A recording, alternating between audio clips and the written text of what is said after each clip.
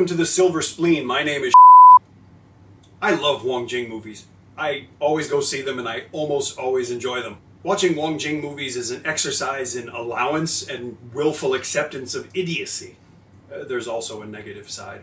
To wit, Naked Soldier's opening scene takes place in Florida, which looks suspiciously like the New Territories. In 1980, a group of assassins pulls up to an isolated house in a 2010 Audi SUV. The flashback then gives way to 1995, in which people all have 2010 phones and clothing and computers, and Hong Kong has a Bauhinia flag. Then again, the narrative in a Wong Jing film is usually about the fifth thing down the list of important consideration, well below cleavage, product placement, production cost, and cleavage. So why would I watch this movie? Well, let's see. Naked Soldier is written and produced by Wong Jing, and it has naked in the title. It's constitutionally guaranteed to be just as crass, exploitative, and shameless as it is cheap and silly. And it's really crass, exploitative, and shameless. There are several oh shit moments, and they are absolutely guilty pleasures. One of them involves a grandmother and an exit wound. Another involves a villain whose sexual orientation is portrayed in terms that make you realize how profoundly inadequate words like outrageous, offensive, and embarrassing really are. Welcome to the Fire Island Street Fair.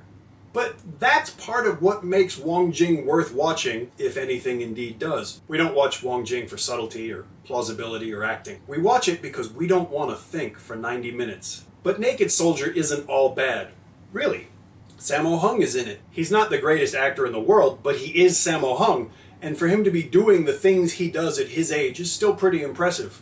His action scenes in Naked Soldier are good, as are some of the other cast members. Corey Yuen did the choreography, and that obviously helped. It also helped that there were quite a few trained martial artists in the cast, and it brings the film up an otherwise undeserved notch. These people made Naked Soldier worth the time for me, even as they remind us just how rare such a quality is these days. There were other reasons for me to watch Naked Soldier. In a film about a trio of deadly female assassins with the word naked in the title, you might readily assume that there's going to be some eye candy. But the use of the year 1995 indicates to us that this film has been tailored for the big red market. Because ever since 1997, Hong Kong has been a socialist paradise with no corruption, violence, crime, or anything else that would make China look bad and therefore hurt the feelings of the entire Chinese people. So there's nobody's gonna get naked in this movie. Damn it. The only person who got topless was Sammo Hung, and I almost puked at my popcorn. It was also nice to see Ellen Chan back on the big screen, even if she wasn't naked. She's been naked in other movies before, so it was okay, especially since I own most of them. It wasn't really a disappointment that she stayed clothed. I mean, other than the clothes themselves. Ellen Chan and Pepe Le Pew star in Naked Soldier. Naked Soldier is actually Jennifer Tsai's debut as a leading actress. What is she looking at?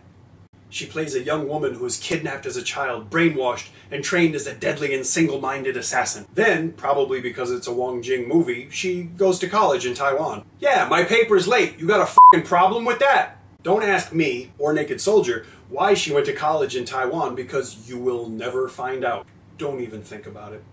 I've seen better performances, to be sure, but not in this movie. Nobody's gonna put this movie at the top of their resume, trust me. If her fight scenes weren't the greatest, so what? In the broad scheme of things, we knew she would be the winner just because of the way the painfully obvious story arc was going.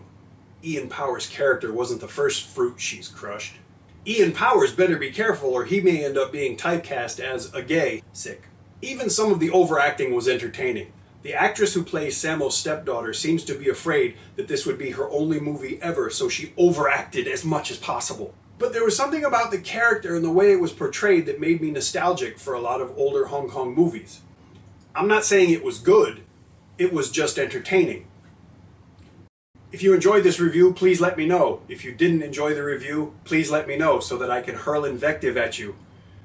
And if you really enjoyed yourself, please subscribe, because as you can tell, I'm headed for an aneurysm, and if you subscribe, you'll be among the first people to watch me die on camera. If you want to read the original review, the link's down there, next to my nuts.